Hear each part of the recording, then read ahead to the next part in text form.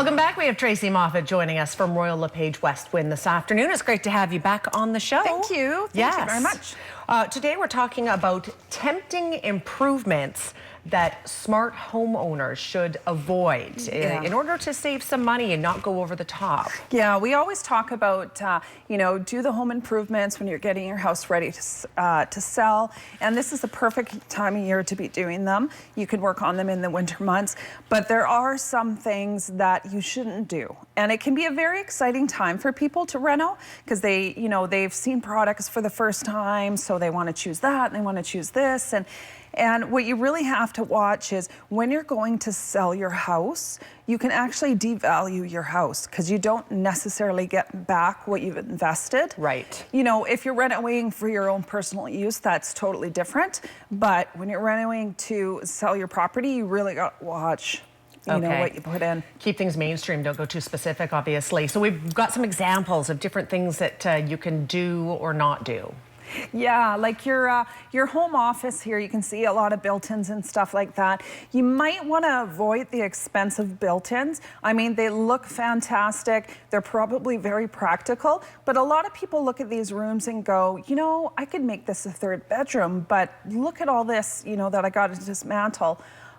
There's a lot of costs involved. So opting for something like this that's a little more streamlined, furniture, bookcases. You can pull this out of the room and make it into that bedroom. Yeah, exactly. So, you know, when people are walking through the house, they can go, okay, well, this stuff can be removed. Here's our extra bedroom. Sure. And then, of course, you know, these pieces can be a lot less expensive than your custom built-ins. Okay. So when it comes to bedrooms, for example, you know, every woman loves a walk-in closet, for example, and that's fabulous, but that may not be exactly, and the size of it may not be what some people want. Exactly. And again, a lot of people I've seen where they've taken that second bedroom and they've knocked the wall out and they've made a huge master closet, a great big ensuite. I mean, who wouldn't love to have a closet like that? This would be my bedroom. I would just keep this as my bedroom. I mean, I would love that too, but when it comes to resale, you know, 3 bedrooms versus 2 bedrooms always sell a little bit better.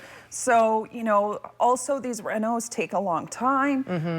They're messy and they don't necessarily bring the value back into your home. So as attractive as they are and as tempting as they are, and we'd all love to have, you know, Kardashian's closet or a celebrity's closet, you know, try and, you know, avoid this.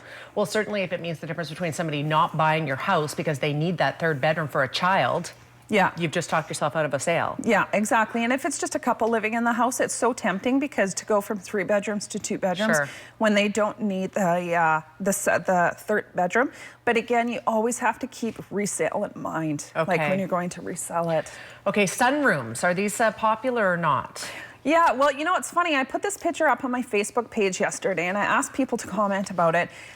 Like 100% of the comments were positive. Some people had said, this is my happy place, a beautiful extension to bring the calming greenery and joy of nature into your home. You know, those sentiments are true and they're definitely inviting. You know, maybe not so much this I put up some tacky ones as well, but anyway. But again, it's not necessarily the best investment. A lot of people look at this and go, God, you know, like we could have a beautiful patio outdoors. Kamloops, you know, we can celebrate 4 seasons here. It's nice to be outdoors. So again, people don't necessarily want the sunrooms. They're not necessarily energy efficient either, so your bills can go up. You know, I had somebody else comment about the window cleaning, you know, birds, all that kind of stuff. So they're definitely attractive, but not necessarily you're going to get the value back out. Sure, they look perfect in those pictures, but the maintenance involved, right? And like energy efficiency is a huge one too, for sure. Yeah, exactly. Okay, now what about kitchens? This is the biggest reno that everybody wants to do. And, you know, it's a fantastic reno to do because kitchens and bathrooms definitely sell houses.